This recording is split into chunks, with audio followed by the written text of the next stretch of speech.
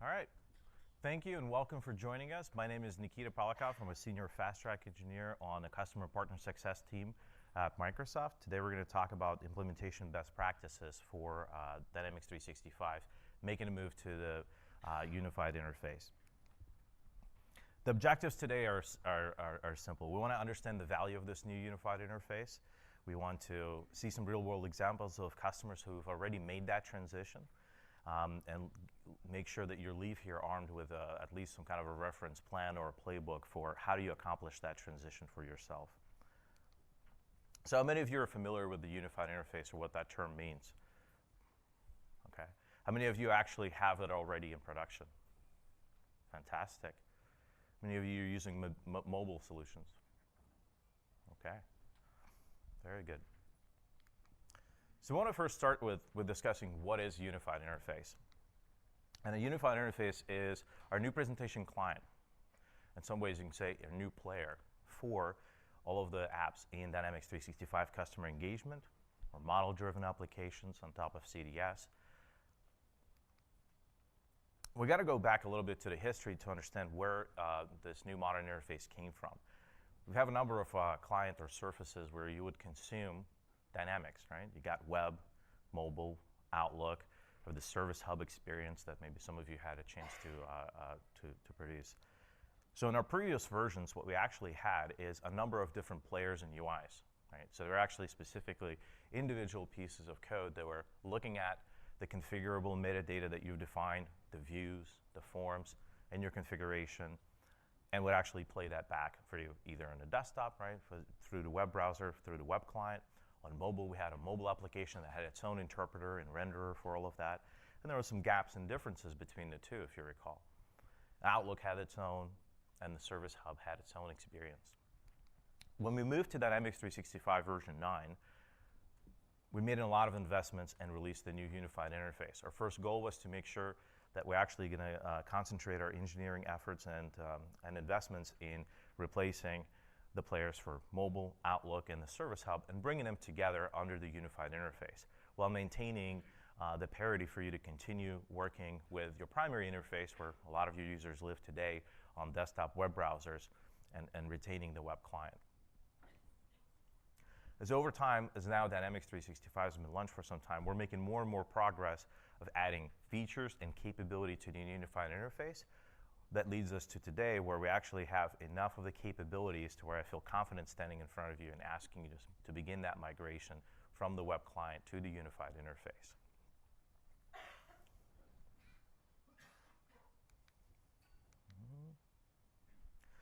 Why we're making this investment? Well, we had a couple of initiatives. One, it was accessibility. Our web client was somewhat of an aging technology, and it had a couple of things there that made it very hard for us to make sure it was adaptable for screen readers, or making it easy for you to even engage in zooming in and out and adapting to your browser settings.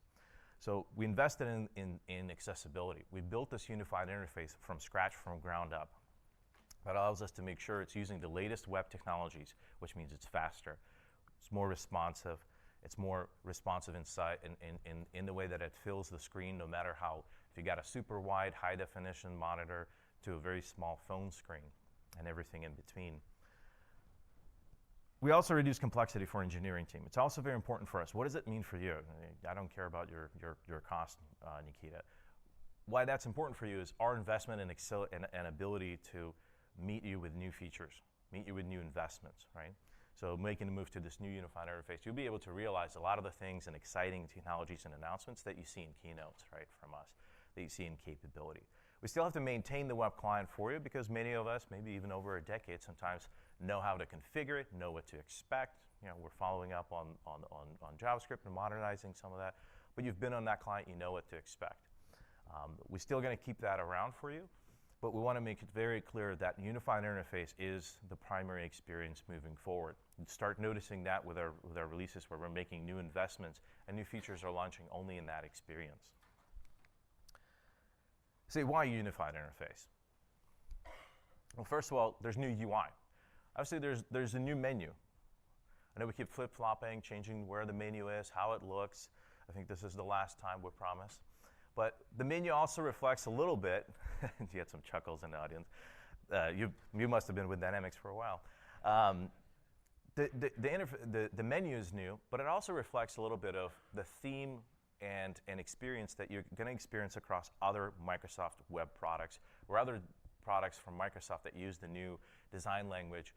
So all of the Microsoft products feel more holistic. That's why there's a specific look and feel to the menu and design of that. And that's going to make it easier for users to switch between our Office applications, for example, or Dynamics, and feel more at home as it's part of their workday.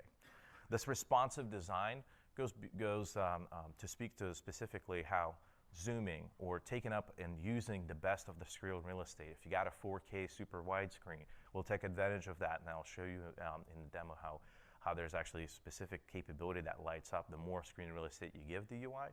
And as you get smaller, or you need it to, for your needs, to zoom in, or maybe bump up the settings on your monitor for the zoom and things like that, our UI will be responsive to that. And then there's new concept of app modules. We'll spend a little bit of time on that in the demo, but this is a really new, radical way. We did launch it in version 9, so you can start experiencing it, and we've had it for a while, but it becomes really important for you when you make a move to unified interface, and I'll make a pitch why you could use some considerations of and what that means for you. There's actually new ways to do data navigation and exploration. What I mean by that is how you find data, how you move between pieces of data, charts, dashboards, and views. There's some new experiences there, and you'll see in the demo. But there's new interactive dashboards. Anybody familiar with seeing those experiences? Okay, fantastic. So you'll be excited for that. New ways to even look up data. We'll change how lookups look, right, and how easy it is for you to start searching for data in the lookup, and how fast you're going to get that done. And this new record set control. Anybody familiar with that? That's a great one. So, and then improved form experiences. The form itself is going to get a lot of work as well. We got the form reflow. You just talked about responsive. Why is reflow different? Reflow is how we're going to take a section on a form or a set of columns for fields and make sure, depending on the screen size that form is and how you've designed it, the fields and sections reflow. Right? So you can give a good example of on desktop when you designed your form, you know it's going to look different on mobile because it has to reflow to a much narrower screen. Our forms are reflowing in real time, obviously, as we go. Just a quick question. Does this new unified UI, does it also feature conversational UI? No, this not in this session. So how does one get conversational UIs? Let's take that. I don't have an answer.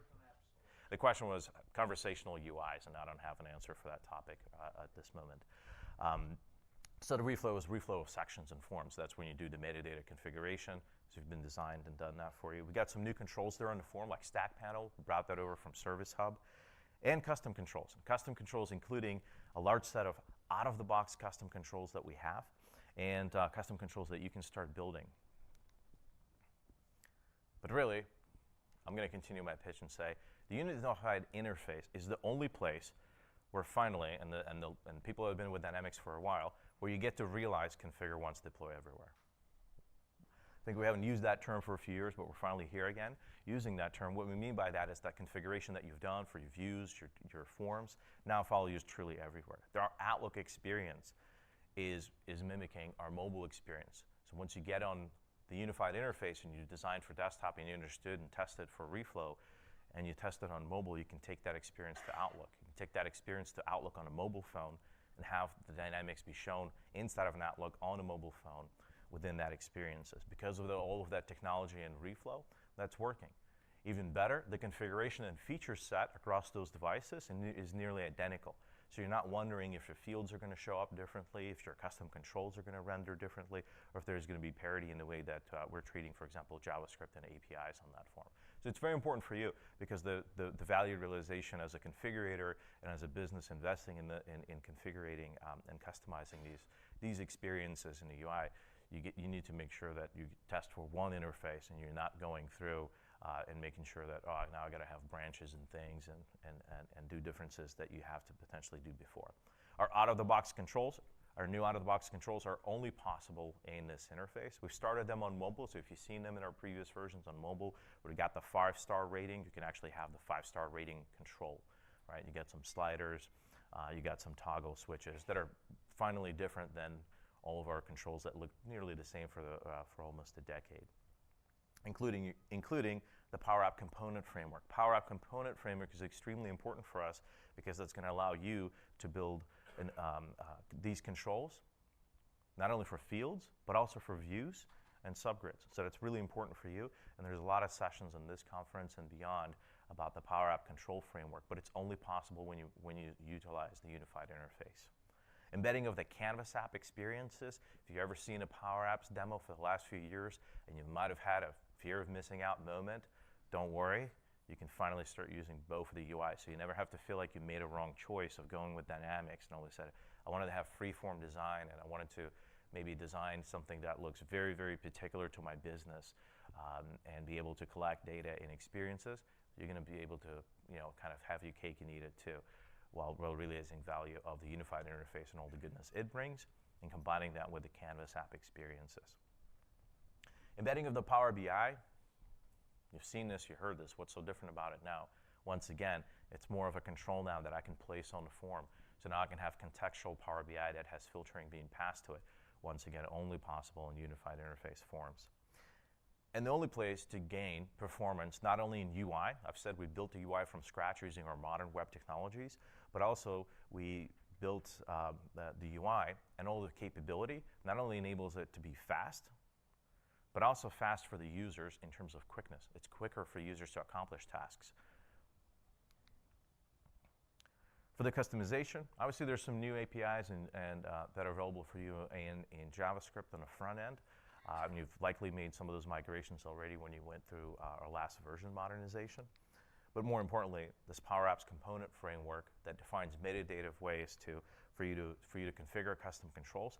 Why do that versus a web resource? Well, in a web resource, you have to do a lot of plumbing and binding to make sure you understand the page lifecycle of what's happening in a form, where you are. We're going to give you prescribed way to behave on a form, prescribed way to behave as a list, and we'll feed you the data, and it's a lot more modern and a lot better. Developers love this, and you're going to love the value gained from using these controls, and that fact that those controls replay across all of our UIs. The embedded Canvas applications, obviously, if you wanted to extend the user interface beyond what our form designer does in unified interface traditionally, you can go and enhance your applications with embedded Canvas apps. But not even just to give you a user interface. The power that the Canvas applications bring is all of the Power Platform connectors and being able to go to data way beyond your Dynamics implementation. So you can have finally data through maybe an ERP system, or you got another system that you needed to get a hold of. You're going to build that Power App connector and use the Canvas application and embed that application inside of a form, for example, right inside of your form. Well, why take advantage of this unified interface now? Well, first of all, Dynamics 365 version 9 launched, I would say almost 2 years ago at this point. We've recently, just the beginning of this year, and thank you for making that conversion with us, went on the latest version, our platform of one version, once again allowing our engineering team to focus all of their efforts and make sure we're shipping new features for you faster.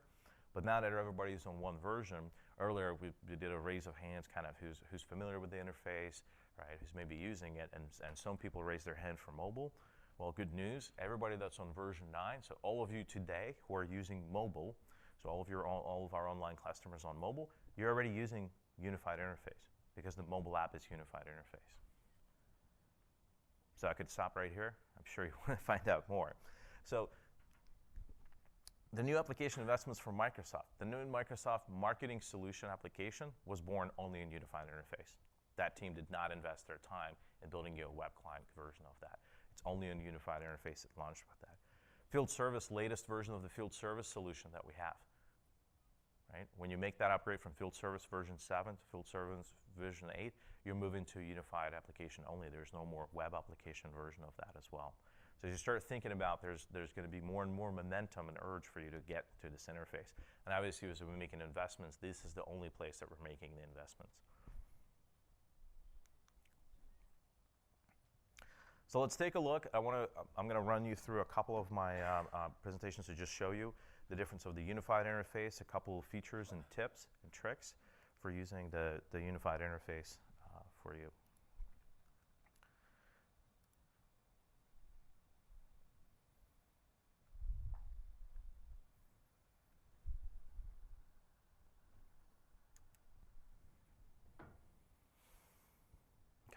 In this scenario, I'm going to run you through one of our applications, and this is specifically just a customer service hub. So you can do this demo and presentation today. One of the things that I wanted to arm you with is show you a couple of neat things in the user unified interface, so you can take it home and get your audiences excited, your business stakeholders, because there's kind of two parts, and there's a little bit of a playbook approach of what I'm going to show you. First, you want to maybe present to somebody and have them see the value of the unified interface and get them excited. We'll talk about how do you take your specific implementation and move and test it and engage with it. So I'm using just a regular trial here. I deployed with a sample data set, so you can repeat this at home. You can see that the menu has changed. The menu is now on the left side. It's collapsible. It's expanded by default so our users can understand and start getting accustomed to the icons, and also that it's now in a different place. So if they haven't paid attention to your training materials or your onboarding, it's easy for them to find their place. They can remember that they have accounts here, and they can have dashboards. And once you collapse that, you can still mouse over and see that. Where the old UI required you a lot of hovering around on top, seeing drop-downs, doing horizontal scrolling, so it was a little challenging for users. You can continue to get some investment here. You can see that my recent records here right in that menu. It doesn't have its own unique menu, and I can still continue to pin items here or unpin items. Even better, these recent items and pinned items follow me. So when I'm using on desktop, I'm going to realize that same pinned items and recents on my mobile device. So when I go on a mobile device, or I'm in the app for Outlook, and I've recently created an account or a contact, when I'm looking up those accounts and contacts in fields on forms, if I've created a contact in Outlook, and I went to the desktop and continued to work, and maybe I needed to fill out more of the opportunity details, as I'm doing that, you'll see that the data is going to follow you. Another thing here is, obviously, you've seen the regular dashboards, and we render that fairly well. And we got a couple improvements in how we're presenting this dashboard. But one of the things that Unified Interface does better is that we have new classes of dashboards. So I can have a dashboard here that's a lot more different than what you've used to before. One of the first things you're going to notice is that there's actually a date filter. You can finally have dashboards. How many of you have a dashboard that says dashboard for sales results Q1, Q2, Q3, and every user always says, great, I'd like to have the last 2 quarters or half year. So now you're going to have like 6 or 7 variations of that, or somebody's going to take a copy of it and say, I'm going to make a personal version of the dashboard and build that. It's a lot of work. So this interactive dashboard here provides you the capability to go and filter data right on this experience. The view for this is also more simplified. So I can see not as many columns, but there's a specific use case where this is really amazing. You can see visual filters here. So not only in a regular view or chart, you only see one at a time. While you can drill down into the record, here this specifically allows me to focus in only on the cases that came from web and understand the case mix here for my high priority ones. And I'm able to start building a filter here. That's a new experience for me to let's look at a large set of data and quickly be able to filter it down in a visual way using the same charts that you used to today. Even more interesting, this color for the web is actually the option set color. So if you had option sets for your case priority and you've chosen to provide colors, you'll see the color reflected here. So our charts in this area actually keep the color as you've intended it to. That's something different than our regular dashboards. But let's see here, we filtered down on the web and high priority cases. I'm able to see these cases. Let me jump into one of these cases, and we'll see the new form for a minute.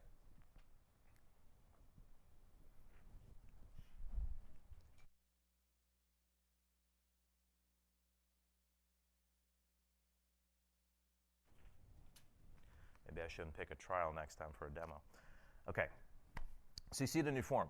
There's a bunch of things different. The timeline control looks very different for you because the timeline control finally shows all of your activities, notes, and experiences in one view.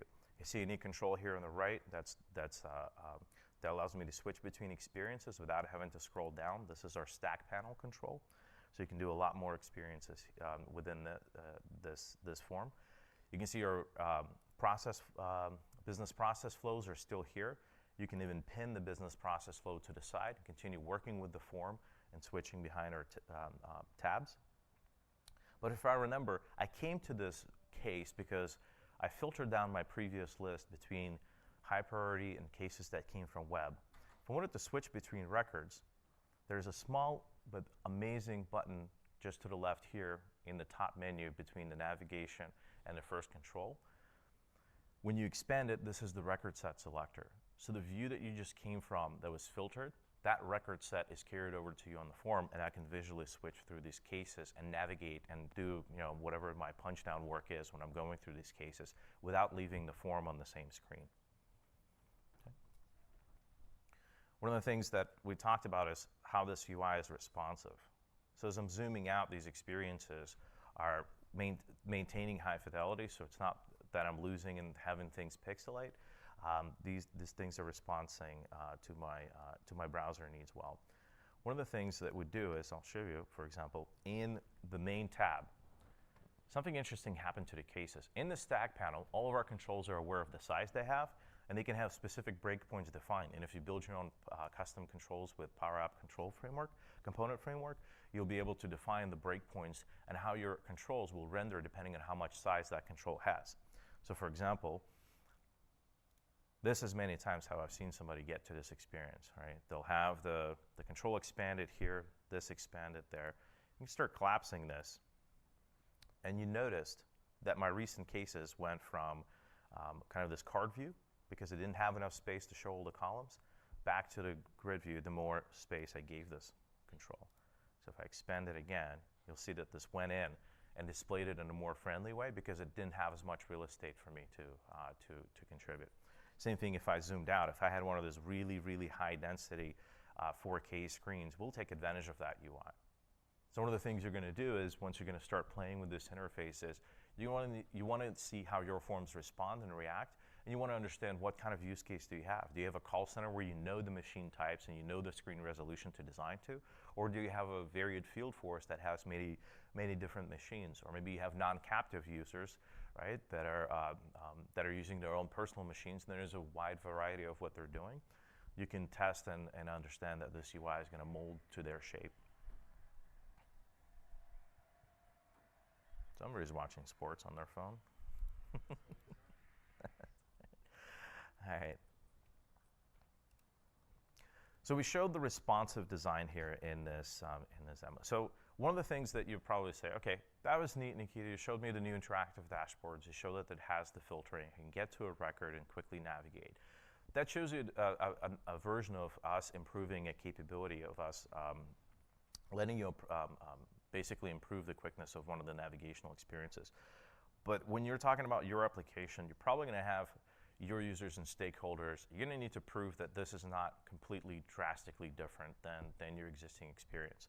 So for that, what I actually recommend doing is I'm actually going to go side by side with this experience. I'll give you a little bit of a demo tip here. So I'm going to open this new experience, and alongside of it, I'm going to open the traditional one. And I'm going to compare these dashboards. Case manager dashboard. This is not working, right? What you can do is Windows left and Windows right and align them next to each other in the web browser. Or if you got two monitors, that's easier, but that's fine.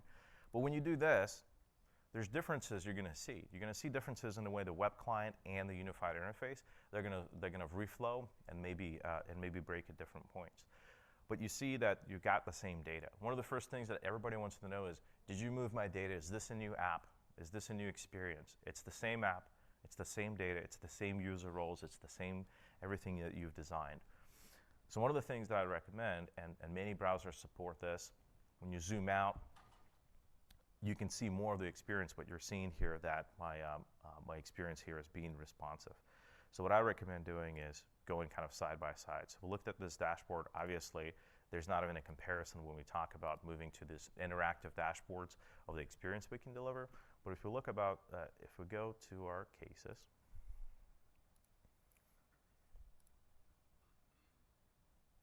see the experience difference here is. And I know there is an obvious thing here, which is density. And we're definitely working on that. So you'll find that in our release notes for the next wave, that we are working on density on our unified interface. But you'll be able to see that you've got the same access to the views, same personal views, ability to create personal views. Things are at home. Still got an ability to show a chart, just like you did before. Maybe it comes from a different place, but that's fine. But one thing that this view has is that I'm actually able to take those interactive dashboards and use them in a view. So just again, I didn't have to go to use the dashboard and use the interactive experience. I can continue to use it here and navigate. That's something you don't have on an experience on the left. But let's get to the forms, because that's actually what we care about. Make sure I open the same one.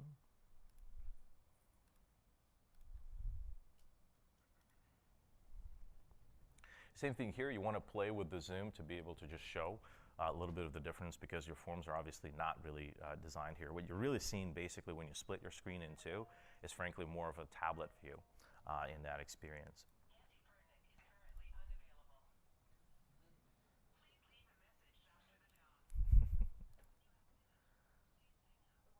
All right, well, eventually when that loads. So one of the things you want to do is you want to zoom out and show this responsiveness of that experience, right? That on the right, you've got things reflowing and acting, but you'll see that that experience is the same. So to set it up for yourself, we're going to give up on web client over there. So don't do what I do. Don't demo all that from the trial environment on conference Wi-Fi. So let's switch gears. How do you do this yourself? How do I set up the side-by-side demo? Nikita, I've seen you use the customer service hub. We don't use that. We use our own app. What's your own app? Well, our default sitemap, our default app. What do you mean by app altogether, by the way? Right? So let's get through that. There's two ways to really kind of get to this interface. There's a quick way that you can do it in non-production instance to just see what is my app going to look like if at the end of the day somebody went and did a conversion, but I don't want to do any work at all. There's a unified only interface switch. So you go to settings, turn on unified only interface, and then you refresh your browser, and your lovely application that you've designed and built will automatically render as your experience. So it's in system settings. We got a documentation link for you, so don't worry about writing it down, but it's basically in the system settings. You flip the switch on, and then your default application is going to run. What do you mean by default application? So I'm going to go here to, you just take your Dynamics URL and go /apps. You can do that today in your online environment and see what's deployed. So in this experience here, you see Dynamics 365, and I've renamed mine to old app. Maybe you've been wondering what that setting was when it said, what do you want to name your app? Why don't I want to rename my app? I love that my app is called Dynamics 365. Yeah, said no business owner, right? You can rename this, right? So what are you going to name your application? Connect, or Sales Pro, or whatever you made up the name for your CRM system, right? Or you can rename this here. So I'll just rename it to the old app, so it's very clear and obvious, obviously pointed. But you can see all the other apps that are displayed here. In this experience here, and obviously I'm logged in as a customizer, so your users are not having this, let's build an app experience. This is a customizer experience. I can go and show and hide this application for my users. But if I've chosen the application to be forced on to run in the unified interface only, this app, and if I open it, this is exactly the app that you're used to. It's got your sales, it's got your navigation. If we go to settings and go to our field to run unified interface only, say yes, and as all your users do, just go to the root URL again, you're going to see this application being rendered in unified interface. So if you only have a little bit of time to play with this interface, just go here, flip that switch. The best part about it is fully reversible. So you can turn it back off. So now, something a little different happened. When I went to the root URL, because I'm a configurator, I have access to all the applications. My default experience now is an app list, because I have multiple applications. Not sure which one you want to open, so it will present you the option of selecting which application. If you logged into our mobile application recently, you've noticed that we released a new feature when you log into the mobile application, if you have access to multiple apps, that also shows you app experiences. So that experience follows you. If you only had one application, obviously the mobile application is going to log into that. And same thing here for the app experience. If you turned on unified interface only, and a user has access to only one app module, they will load straight into that app module. So your experience today potentially is, hey, my users don't care what apps are. They have an experience, they go to a URL that's bookmarked for them for the last few years, and they just want to experience the application. You'll be able to be supported in that experience. Nobody has to get freaked out by a list of apps. But we'll make a pitch for them in a minute. So now that I'm seeing this experience, let's go to this default application and see what happens.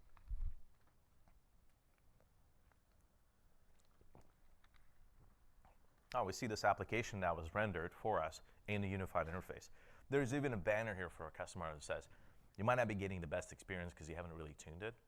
So what is actually happening for the technical people in the audience is, we've taken your default application, your default sitemap, and now running that entire application on unified interface. This is the quickest way for you to experience your existing configuration and see what that looks like. But you don't have that experience to do that side-by-side demo, Nikita. So this is where you would actually undo that setting and get back to where you can actually go see your list of apps. So we're going to go here and just do /apps again. Now we're going to get back to this list of apps. This list of apps have a couple of interesting things that you can do. Obviously in this, when you click the three dots, you can manage the roles. So you can segment which CRM, regular user roles that you're all familiar with, have access to which application. Or you can define a role just for the application access. You've seen us release some of them out of the box that we have. For example, customer service app access, which is a role that has nothing more interesting in it other than the fact that we're using it here to signify that you want to assign that to the user. So whichever way you want to design your security, we're here for you. And if you have your custom user roles, of course, we're going to show them here, and you can assign users to that experience. But what I want to walk you through is a quick way to actually create a side-by-side application for yourself in Unified Interface. So what we'd actually do here is undo that setting for Unified Interface only. We're going to go create a new application. You can call it testing, whatever you want to call it. And we're going to use an existing solution. There's a lot more interesting, fun things you can do here with icons, welcome screen. We're going to pick the default solution, and within it, we're going to pick the sitemap that's called sitemap. For the sharp-eyed in the room, you can see that every app module, every app gets its own sitemap. This is scary. Are you going to start messing with my sitemap? We're going to make a copy. So this experience actually makes a copy of the sitemap. So it's safe to do so in your environment. Obviously, do this all in development, maybe even a copy of development when you're playing. But now we've looked at the default solution, taken the default sitemap, which is the sitemap your users are using today, that you're using in the default application, and that's going to add literally everything to a new app module. You can save this experience, save this application, publish it. You can hit play. We'll let that load. And now when you go back to the list of apps, refresh it, you see that we got our test application. I can go to manage roles and see that only administrator and customizer are assigned. I can maybe create a new role for my pilot users, or users that are going to help me test this, business users. Obviously, my best practice here is for you is to log in with a real user with real user roles, right, rather than an administrator, obviously, to experience this. So let's take a look at this application. We're seeing the name of the application on top left, and we're seeing our entire sitemap. So if we made sitemap customizations, you're going to see things. You're probably also going to see, if you have a lot of custom entities, that the icons are missing. There's a special new tab for icons where you need to provide an SVG icon file. An SVG icon file is a vector-based icon file, which means it supports all of the zooming in and out, and it looks nice and fluid for you, no matter what resolution or screen capability your users have. Now you can play with this application. So basically what we created is a copy of your entire application that runs on unified interface as an app module. Obviously, you as a customizer, you can have access to it, and you can assign roles for somebody else to go and play with that experience. So you've seen this, and now you can go do that side-by-side experience. Obviously, you need to undo the run as unified interface only. And you can do that side-by-side. It's not going to work because I have it as unified error. Okay. So when I'm ready to turn off this application, what do? I've enabled unified interface only, but I still see the default application.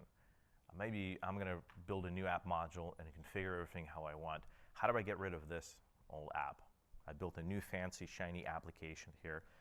You're going to click on these dots and say show for all rows or hide for all rows. So if I actually logged in as a user, I wouldn't even see it because in this configuration, I actually hit it. So if I have a user role that has access to only one app module, when they go to the URL for this Dynamics instance, they'll load straight into that application. If they have access to multiple, they'll see a multiple. Let's pause and talk about where you'd want to potentially have multiple applications. As you see here, I have an application here called Renewal Season.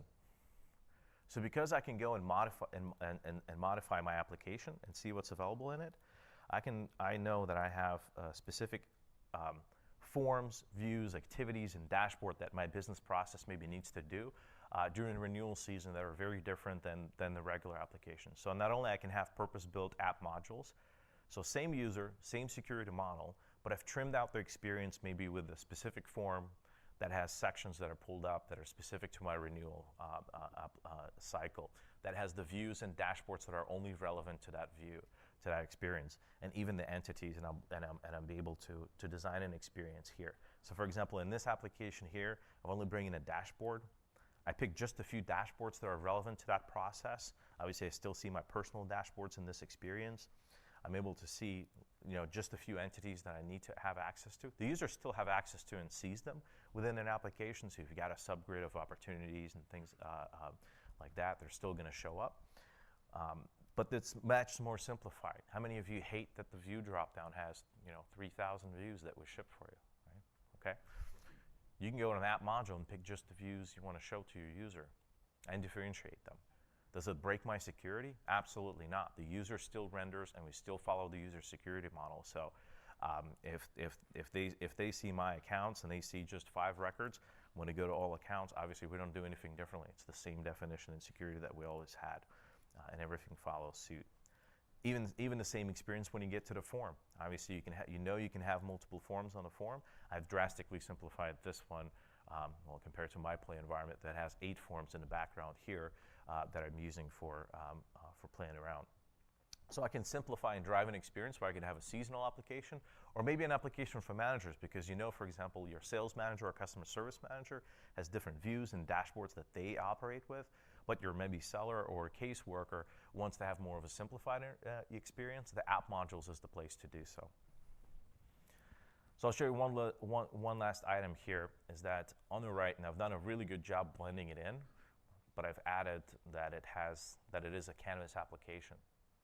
So the creativity here is actually not to make worse grids. Obviously, it's to make better grids or better experiences that are tailored to your specific organization, or maybe bringing in data sets that are better, that are not in Dynamics, maybe reaching out or doing a connection, or maybe doing a process integration where you need to request an approval or do something different that Dynamics doesn't have for a UI for. You'll build a canvas application and embed it in this experience. And you're seeing that experience actually follows not only my reflow, and also follows my zoom levels, and I'm able to see the experience as I've intended it. If you had Power BI embedded applications, you can embed it into a tab, for example, pass it down filters. Now you can see a list of accounts, and then in the Power BI experience, that list of accounts will be filtered down by that account parameter that you're going to pass it. In the app designer, this app designer here, where we went to in the app, so if we go open the app designer, you can see that I can modify a sitemap. This has been the easiest way for you to modify a sitemap experience. So in this renewal season application, I can see that I have just a few of my experiences designed here. And I can see that I can have dashboards and select just what I need for my experience that's tailored to my user. There's a lot more in documentation and guidance that we're going to provide moving forward. 4, 5, 4, okay. So how do you get to this unified interface? Okay. Well, there's a long process here that you can take. I know this is a really busy, crazy slide, but this is a reference slide from a playbook. This is something you take home and experience. But the key questions to ask for you, okay, now I've seen a little bit how to do a quick test. I've seen how to create side-by-side app modules so you can test and prove to your business users that things are safe, things are okay. You've seen the opportunities for creating differentiated app modules and how they could help potentially you segment and create focused experiences for your users and user audiences. But one of the things you need to, next step is for you to get back to a little bit of planning and thinking, internalizing, and strategizing about how do you actually get to this experience. First, you want to ask the questions about aligning. Does your existing application, does Dynamics, your implementation, actually doing what you wanted it to do? Are users using all of the features? Do you know if you have dead spots or features that nobody's using? This is a perfect time for you to do a lot of this interviewing, engaging with the business users, the champions across your organizations that are using Dynamics, and get that feedback and get a lot of these items on the ground. I know a lot of us will always work in an organization where there's always business requirements and our backlog is more than we can attain every sprint, right? But taking this pause to really ask, how we're using the application is important for you to be able to think about creating maybe a new app module and simplifying and using this experience opportunity to, frankly, to do a relaunch. Because this user interface is different for users, this is the time to do relaunch with your end users and go to your business stakeholders and say, what are the actual business value that we're driving out of this application? Where do you start? You just start. We showed you how fast and easy it is to get going with either going to the unified only switch to just see the entire experience, how you can build a parallel test application. And many of you probably say, I'm not ready to go just yet. I'm building my backlog of items that are different. What I would recommend doing when you're doing that side-by-side experience is not taking a piece of paper and say, wow, here's where everything is different. You're going to run out of paper. We know it's different. What you want to focus on is, what are my key business activities? And some of you might not have business activities written down or a test script, full test script, so this is the right time to actually make sure you have a full end-to-end. What are my key business activities that I need to run through? Write that down and run through that in both of the experiences. Make sure that the unified interface supports all of the experiences and navigation and items and everything that you need to do. For that, you might need to still move that to that next stage. So maybe that parallel application that you've created or maybe started to tweak, you want to give that to a couple business users or maybe even a specific set of your champions or power users and have them test drive the application and continue to iterate on it. There's a lot of considerations there to take a look at as well. Very busy slide again, but there's deprecations, right? There's deprecations and features like Dialogs. Anybody using Dialogs? Right, those process-driven wizard dialogues. We'll have a slide on that. So my urge to you is, you're seeing us engage in this experience. This is definitely something you want to start moving to as soon as possible and getting that quick test, the parallel experience that we showed you. Let's take a moment and actually talk about some customer stories of customers have doing it. Many customers already done this transition. Many customers are starting this starting on Dynamics today, are starting in unified interface by default. They're not seeing the old app modules. They have the settings turned on by default. So first I want to talk about Rockwell Automation, and I'm proud to present this customer as I worked with them specifically. They're a global leader in industrial automation and innovation. In their words, we connect imaginations of people with intelligence of machine and expand what is humanly possible by making the world a more intelligent, more connected, and more productive world.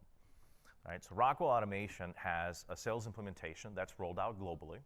This global implementation went through the UI migration to this unified interface in April.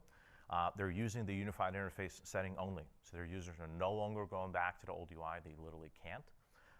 The effort, as they were rated, is medium complexity. It's taken them a few weeks, and they'll still be able to do other things within their sprints, obviously, and do a little bit of tuning after the go live. They've done a lot of testing and validation, something that's also very important to make sure you've got and make sure you understand that all of your tasks and activities from your users are being attained.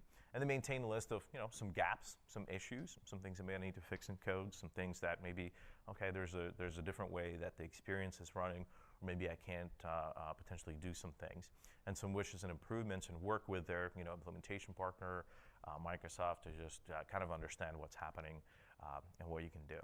So some of their feedback and lessons learned is the users love the UI. The users like the UI, and they're seeing the performance improvement. The performance improvement of unified interface is tangible. You will feel it. You will see it. It's going to depend on your customization degree on your forms, but Rockwell was able to realize performance improvement for their end users. They did have some parity gaps in some of the experiences, and there's some of those things are being worked on in our roadmap. But you want to know what they are and be prepared to address that with your users and have some workarounds in creative places where you're using that. So the tips that Rockwell wanted to share with other organizations is that change is a big deal for users. So you want to make sure you're actually doing training, adoptions, providing them support materials like short recordings and videos. For example, a video that's just showing the difference in navigation can be focused on just that experience. Right? You want to make sure you have local coaches and champions within that experience, but really message saying there is no old way. This is the new UI, and you're going to use that. One of the items as well I wanted you to be aware of, and I definitely agree, is that the UI changes, we're not making them in our service patches. You're going to have to wait for our major feature releases because the UI changes are important to your users. You'll see that in our release plans, right? So you can read about the new user interface that's coming for Wave 2 for us in the October timeframe. The release plan with the release notes is already out there.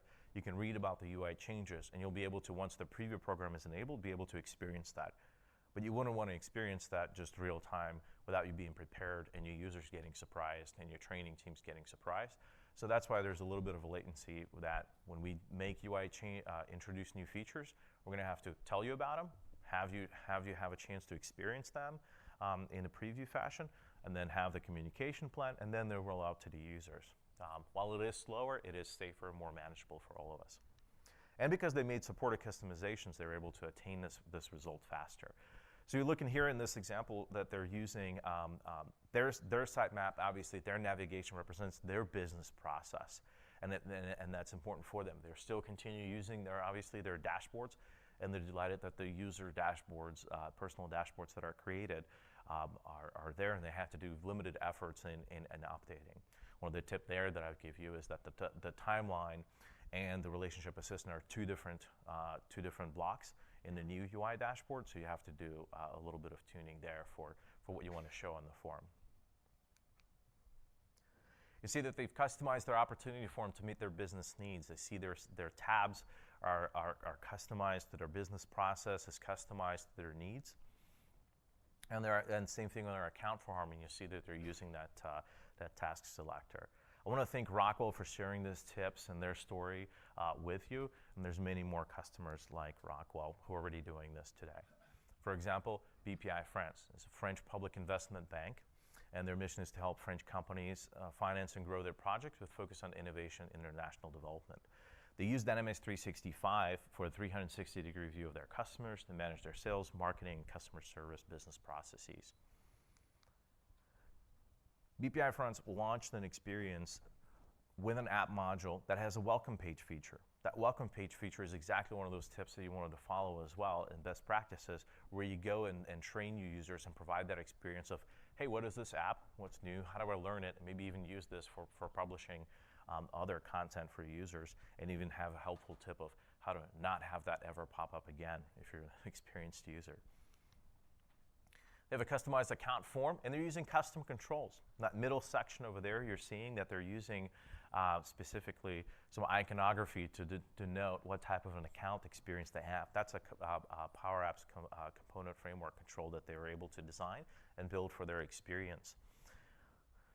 And their account form, they were able to navigate and create an experience that fits their business process. Their migration process was when did they do it? They did it as part of their migration to version 9 earlier this year. And they are using the unified only interface feature. So older users are only using the unified interface. At high level, as they were also doing that migration in versions, this was the time to identify any of the deprecated client APIs that you're using. We got those fully documented for you. Technical, they needed to perform the actual technical upgrade of those. Rework some of their form design. Obviously, we talked about that the reflow is slightly different. Some business process flows to make sure that looks fantastic for them. Update, obviously, any of their unit tests, right, that are working, because some of those experiences move around on the screen, and do a lot of user acceptance testing.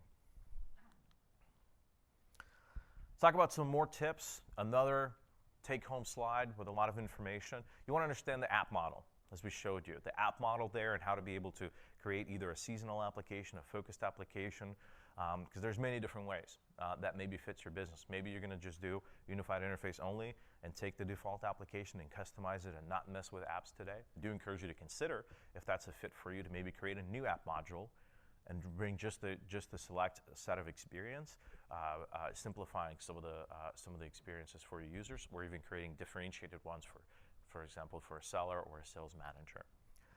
Understand and try to utilize some of these new controls. We've got 20 included controls. Those controls on the left with autocomplete, the star rating, all those little kind of experiences that help you drive a better, more interesting UI. That frankly make the UI more exciting when you got that rolled out. And the UX guidelines, obviously, the sitemap is different. You're going to have to, compare and see how you're going to apply that experience. Dialogs, another fantastic take-home slide. This is that capability that we have deprecated. If you're in version 9 today in web client, obviously you can still launch them, but we're not bringing this experience to the new unified interface. And there's many different ways, and you want to take a stake at what you're using the dialogues for within your organization. Are you using them for maybe a single page experience that pops up, records data, and you hit basically save, or using it for a business process like a wizard process for onboarding or some kind of a process there. And depending on the choices you need, maybe that could be a business process flow where really you're just trying to guide somebody through the process. Maybe the business process flow is really what could be applicable there. Or if it's something very contained, maybe a custom app control, or embedded Canvas application. So there's your pitch. If you're one of the good reasons to play with PowerApps and Canvas experiences, to build a wizard process, replacing your dialogues is a great place to get hands-on with that and evaluate. The UI options are obviously almost unlimited in the Canvas applications, and this is where I see many of the experiences that businesses are taking when they're modernizing the dialogues. And if your dialogue doesn't have any UI, which I don't know why it would, Flow is actually their option to do so.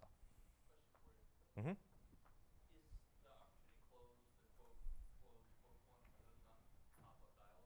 So it's a great question. So just for recording's sake, the question was about open and closed dialogue. I think the number one customized experience that people have, and that's unsupported, is them customizing the closed opportunity dialogue, right? We then provide you a UI for that. So many people taking our internal API for surfacing that and build their own web resource. We're actually going to have in the future something called metadata-driven dialogues. Today we don't have support for that in the maker experience and documentation even, but we are using it ourselves. So at least foundationally, that closed dialogue is not a hard-coded page for us on the server somewhere. It is actually driven by metadata, and you will be able to, in future, to customize that declaratively. For example, modifying a closed opportunity dialogue, you'll be able to modify which fields there are, what are the commands, handle maybe some of that event yourself in a more custom way. So those single kind of single page experience where like closed dialogue, closed opportunity dialogues would be possible through metadata-driven dialogues in near future. We're not ready with that yet today. I know there's blogs about it, how to use it, but that's kind of where I would see a future of that at this stage. Yeah, the question is, are web resources going away? They're not going away. I think if you've built something specific, it's going to continue working. Obviously, you want to test and see how that's rendered and make sure that the APIs for the XML APIs that you're leveraging are doing the right behaviors. But the value of the PowerApp component framework is that it has properties and events and declares and actually has a more specific way that you can participate in the page lifecycle. So you can understand that, but no changes on the web resources at this time. So I urge you to take action. You saw that getting started is easy, and you can get to some exciting results for your business and kind of breathe life back into your application to get those users and user engagement going. And as you keep seeing all of our cool things that we're demoing at our keynotes, you don't want to be left behind of adopting, PowerApp control framework and doing Canvas embedding or any of the new features that we're building and bringing only to the new unified interface. Or please don't delay upgrading your full service solution because now you have to move to a unified interface. This is the great time to bundle that, for example, effort into getting there. I want to share with you just a few resources. Today, we have one documentation page that's home to Unified Interface that leads to a couple breakouts out of it. But in the near future, Customer Partner Success and Fast Track are collaborating with the engineering and product group team to build you a migration guidance document. So everything I talked about in this session in more detail with more process and a playbook for you to achieve that migration effort will be in our future. One very important thing to also see is if you want more amazing things that you can do, and you're wondering where we're taking our UI in the future and its roadmap, I urge you to come back just a few sessions after this. If you're watching this later online, find this session as well in the catalog. And that's the session from our product group. There's some feeder sessions about building app experiences where you can get some more tips around building a model-driven application, which is the unified interface, and how to do app modules within that. So with that, I want to thank you. If you want to find out more about kind of Fast Track organization, if you're a new customer coming on board with us, do so. And if you got feedback for Unified Interface team, this is the email alias they're using, and you can find me on LinkedIn and other ways. We're going to open it up for questions, and I'll stick around after the session. So if you want to come up, we don't have a mic in this room, but if you have a question, let's start with you in the back. So we've heard a lot about... and don't forget the evals.